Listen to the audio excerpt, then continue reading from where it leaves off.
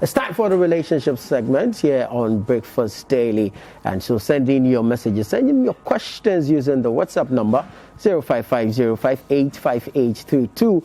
And of course on social media, don't forget to use the hashtag Breakfast Daily. This morning we're talking co-sleeping. We're going to discuss co-sleeping, find out the importance or otherwise of co-sleeping and how long this should or can continue. And so we have in the studio, of course, a family life advocate, a counselor on Farm Life, which airs every Saturday morning on City 97.3 FM. Mr. Michael Mensah in the studios with us. Good morning, sir. Good morning, Chief. It's always wonderful to have you. Yeah, it's always a joy to be here. So thanks for the opportunity. Awesome. So let's discuss co-sleeping. Okay. Let's start off with what it is, and then we can move the discussion further. Awesome. Okay, co-sleeping essentially is sharing close proximity between a parent or parents and a baby or a child. And it can be in the same room, on the same bed, or in other forms of close proximity. You get me? Once it's within a sensory posturing where the child and the parent feel connected. Yeah. Is there a specific age at which maybe should a child attain that specific age, we stop co-sleeping? Or, it can continue for a while? You know, the thing about these things is the fluidity of both the child and the parent. Largely, co-sleeping has certain advantages that makes it easy for the parent to, particularly the mother who is nursing, to be able to feed the child through the night and to feel less stressed out. It also gives the child the opportunity to feel that bond and that linkage between the child and the mother. So some start very early and keep it on till maybe a year to 6 months. Some keep it even on to 2 years because soon the children don't transit very well, and so do a transition process. When you are moving them to their own bed, some of them don't sleep well, and some of the parents are hesitant. Sometimes for some of the parents, particularly the mothers, they get so attached to the child being so close that they are unable to detach. So the age varies from certain to certain, but at least if you are doing it, then you do it at a point where the child, one, is not breastfeeding regularly, so then that issue of rising up to go to the child's room to feed is down, and then two, where the child is beginning to now see things better, if you get my drift, because there are stuff that go on in the bedroom as well. So we have some pictures showing on the screen there to tell us exactly what co-sleeping is. And I read somewhere also that it helps in the breastfeeding process. How true is this, and what's the science behind that? Yes, it does. Because you see, breastfeeding is difficult. Let me share my own experience. Right. So here, the first boy comes home, and he wakes up every hour. That was my first experience at being a dad, and I bring them from the hospital, and this guy, like clockwork, will wake up every hour. And when he wakes up, the mom has to feed him. If the mom delays in feeding him, then he will not eat. Right. And I was like, wow, is that what parenting is about? So such a case where the child is within the space, either on the bed. In our case, the child was not on the bed, but he was in his cot or crib in the room. So we're still co-sleeping, but not on the same surface. That is, we're not sharing a bed. We have different types, bed sharing and stuff. Yeah. So we're not sharing the bed, but he was in our room. So the mom had to almost every hour pick him up, feed him. So some people go for bed sharing, where the child is on the same bed with the parent, because then that one, they just position themselves and then they can do the feeding. So that's the advantage when you co-sleep, because then proximity to feeding becomes easier on the mom, particularly for children or babies who feed a lot. And then for those who don't also sleep very well, have sleep anxieties and stuff, you can manage that better. Yeah, I think I share in that experience, because my daughter never slept in her crib. After the first month or two, she prefers to lie in between the two of us. And then I don't know if that's the science we're looking at, the effect we're looking at, because she likes to grab on this little finger of mine. And if she turns to her mother, then she likes to pull on the mother's hair. You see? And then once you step out of the bed, she knows you are not there, so she begins to cry. So I think that's actually true. But then this impact that it has on the child, from that perspective, is it bad or good? Because then now the child always feels your absence when you are not available and might want to cry for a period. Yeah, there are pros and cons. So let me just quickly bring out the various kinds of co-sleeping. The first, like we said, is bed sharing, where the child, like in your case, the child is on the bed. The second one is a side car or side bar, where you connect the crib to the bed in such a way that the levels are about the same and the mommy can reach the child. The third one is that the child is in his or her crib or cot in the room, but not attached to the bed. And the final one is where the child comes in, particularly into the room or onto the bed as and when parents deem it necessary or important so to do. So those are some of the ways that co-sleeping takes place. And the issue then is that there are pros and cons. Science, different people have studied infant sleep, therapy, infant sleep dynamics have continuously argued out the pros and the cons. Some of the pros is the fact that it gives a child that bonding feeling, that sensory perception that dad or mom or both dad and mom are close by, and it makes some of the children actually sleep better. Right. One of the major cons is that some of them now do not transition well to become individuals in their sleeping pattern. And so way past when they should be on their own. Because like I said, if a child is 2 years old, they can see things. Yeah. If mommy and daddy want to get intimate, physically intimate, they can't see. And so it's not suitable, and we'll talk about that, I'm sure, in a bit. And that's such a case. But where the child is not transitioned properly, then what it means is that now the child still wants to sleep in the bed with mom and dad, or still wants to be in the crib in the room. And that can affect the romantic and intimacy life of the couple. Right. And where naturally the mother's instincts is already more inclined towards the child, she may, as it were, give all attention to the child, and the husband may have the short end of the stick. You get me? So that's the issue. There are the benefits and there are disadvantages. Right. So if you have to do it, then you have to manage the dynamic properly. Yes, but does this necessarily affect, I mean, you've just done some explanation there, but I want to find out if necessarily it affects the independence of the child growing up. You see, every child and how they express. Because so the thing about these realities is that there are some children who are very relational and who bond deeper. Yeah. And there are cases in point where parents testify that their children were sleeping badly till they moved them in to their room or onto the bed, and then they began to sleep longer. There's this account, for instance, by this lady called Kimberly Dixon, and she shared her story where she said that co-sleeping almost ruined her marriage. And she said when her child was born, she would sleep and wake up every hour, like mine was, our first child was. Every hour, the child would wake up. So they moved her onto the bed. And for the first night, she slept 6 hours straight. Wow. The next night, she slept 4 hours. And then it became stable. And she realized that now, it got to a point now she could sleep through the night without even waking up to feed. Yeah. So that sleep disorder or sleep difficulty was remedied by the closeness of being in the space of the proximity with the parents. Nonetheless, like she said, this child stayed on till she was 2. And then the next child was born. And so soon they had both children sleeping between them. And she realized that they were drifting apart, both her and her husband.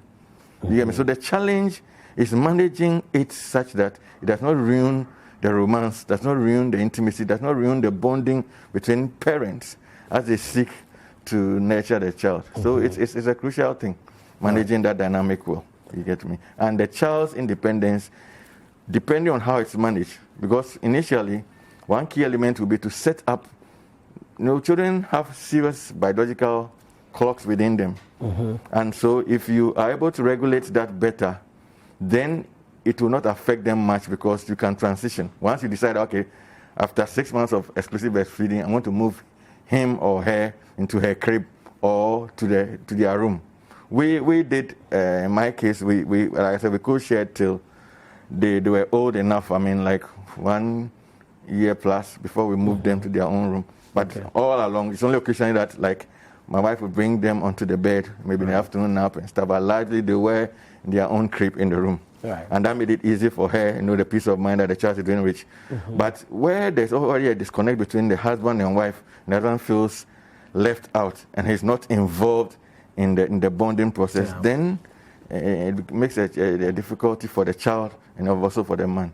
But largely it's how the parents manage the transition that will determine how the child will become independent or dependent, and how the transition can be smooth or difficult. Right. Because initially when you switch them over, once they are used to that comfort, like I said, they want to feel your little finger or they want to pull the hair and the hair is not there, they will whine, they will be restless, and they get anxious. But once it's managed over time, maybe you spend time in the room with them while they're still in the crib, but you watch them sleep before you leave. All those things are ways of transitioning. Right. This sort of answers my next question, but I'm sure you still have some more insights to give on that. The impact of co-sleeping and intimacy with your partner. How do you manage this? That's a big one. Like in the example I gave of Kimberly, the feminine hormones and the motherly instincts of the woman already kick into full gear with the introduction of the baby. And so her natural instincts is towards the child or that baby that has been born. So already you've lost more than 50% of the attention and the caressing and the romance and the intimacy. That's the man has lost that. Now where the co-sleeping dynamic also is introduced, you lose another 30 or 40%. So that all that's left then becomes 10%. But where the man chooses to be an involved father and to co-parent this baby or infant, then what happens is that now he who directs some of his romantic and sexual and sensual desires into being available for that child. And so together you can create a lovely romance with the child at the center of it. But definitely there will be a drop. But where this is not managed properly and the man is not involved in co-parenting at this tender stage, not holding the child sometimes, not singing to the child, not being around, not just sitting around when the wife is breastfeeding, then you see that quality as time, that is the husband and wife as time, is lost. So all that is left now is often action. So what happens is that you see that often the romantic dimension is lost. And then all that is left is just the mere act, which does not bring the two together, because bonding is so key. So it's critical that the man should be involved in the parenting process of this baby. And then they should use even the parenting, breastfeeding, nurturing times as all times of bonding. Then they must also take cognizance of the fact that the woman naturally is shifted off from him to the child. So the man should acknowledge that and not be in competition with the child. And then the third thing is that once the child is a baby, intimacy can still go on because the child cannot see anything or hear anything. But as they grow older, that's where then the transitioning of putting them to the next room is necessary, because then you can't do some things in the presence of the child. So basically that's what I said. It does affect intimacy, and so necessary steps must be taken to address that. Let's look at the transition period, the process of weaning the baby off, getting the baby into another room or the child into another room. Should this be sudden? Should it be instant? How do we go about it? Okay, the first thing is a decision that we need to relocate the child. Then the next thing is the process. So you get a crib for the child, and then based on how the child's attention has been and the stage at which you are moving the child. If you are moving the child maybe when they are 6 months old, they are still babies and very and so it's easier to manage them, because then you put them down and then they try to go to sleep. But some of them suffer from the anxiety of being all by themselves. So it's advised that in such cases you put them in the crib and maybe sing to them. You know, there are people who play music to soothe the children. And so those who sing a song, there are those who just read even to that 6-month-old baby. So it depends on the age of the child. Then the next thing is also the initial reaction. The child may revolt because it's a new paradigm for them. But then you are trying to develop a new culture. And so you would have to continue. It may be that in the beginning they may wake up promptly, quickly, they may cry a lot. You should manage that cry. It doesn't mean that you must take them back to where you're trying to move them from, because if you do that, they will never leave.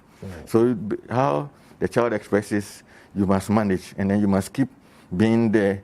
So if, for instance, you want the mom to feel less drawn to the child, then it's the dad who should put the child to sleep and spend that time with the child, so that that closeness with the mom, with the child, is used to maybe pulling her hair or holding her finger or whatever, is drawn off. And then the dad will just stay by the crib, sing, talk, whatever can be done. If the child is older, maybe a year or two, that is much easier, because in that one you can see their reactions better. They can express, some are beginning to talk, and also it depends on the age and the stage at which you are doing the transition. But often the children rebel or are not inclined to respond. So you would have to put in place a system where you have to keep on at it till they get used to it.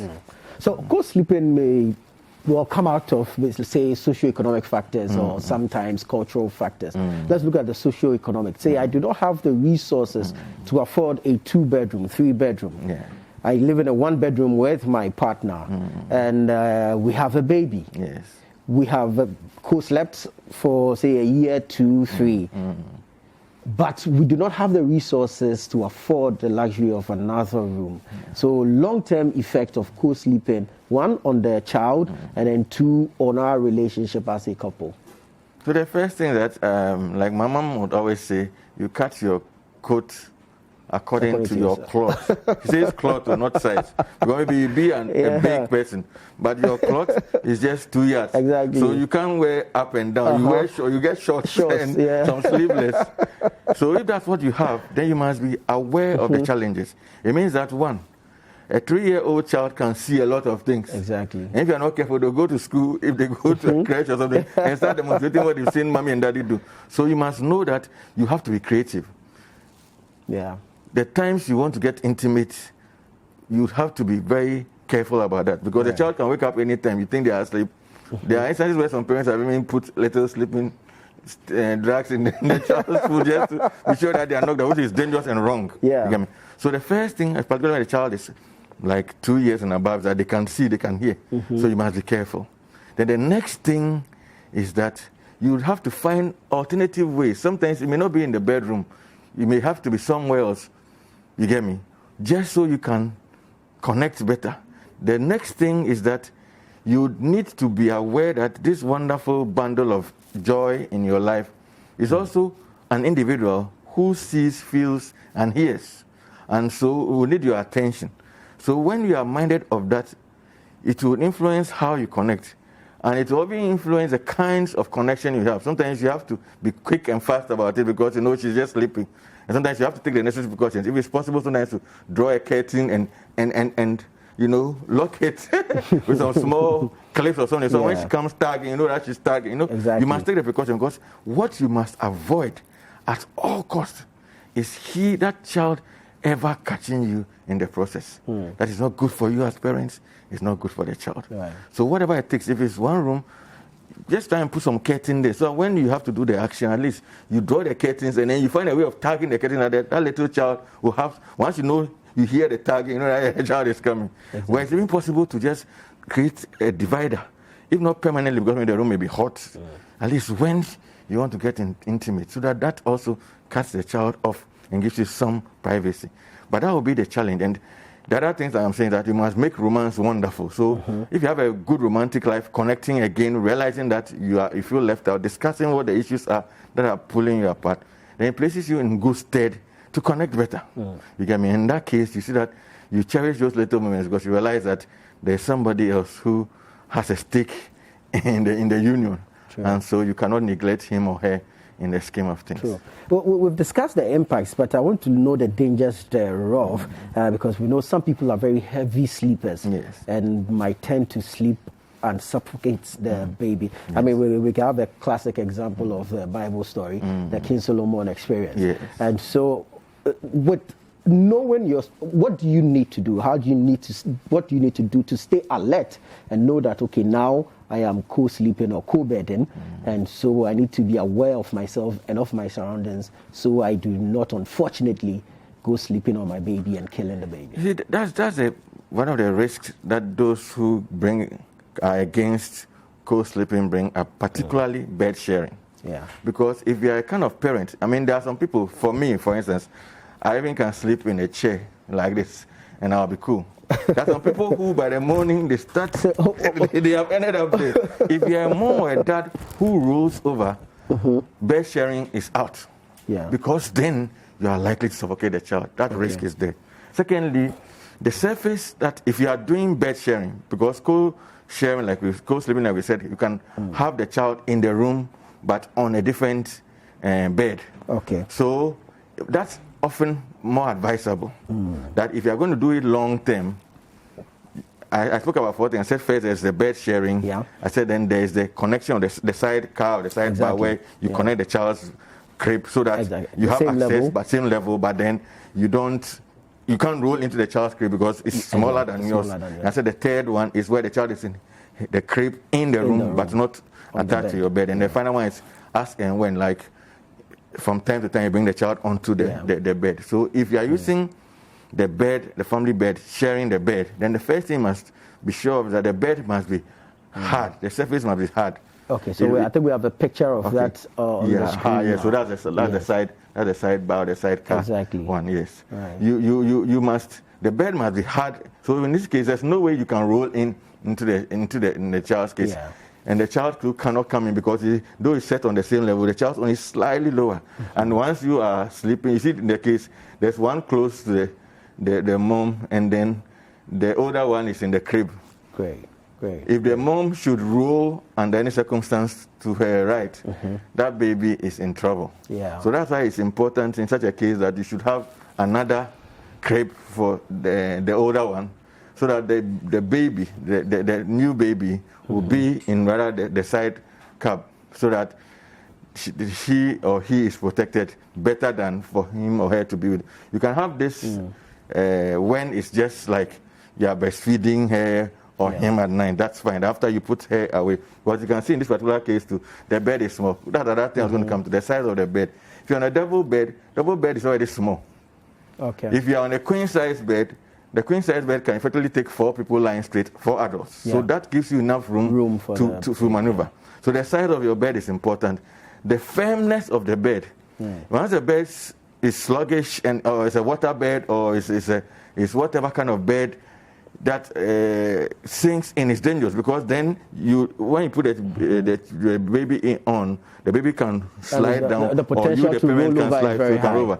Thirdly, there must not be any gap.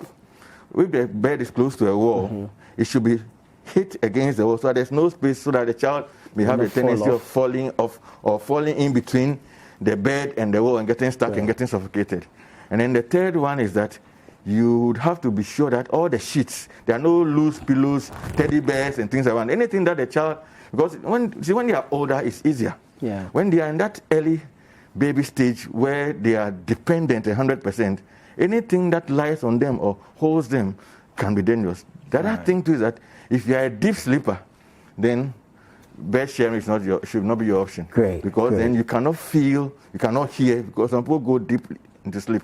Thirdly, if you drink alcohol or you are on medication that makes you drowsy or sleepy, it's also a risk. Okay. Both either male or female, whichever one. So you must be aware of these things and then take the precautions. But you are safer off where the child is in his or her own crib, because that one, those risks don't apply. But in the event that you need to be on the same bed, then you must be sure the bed is broad enough, like the image you saw. See, the bed, it was like a double bed, very small.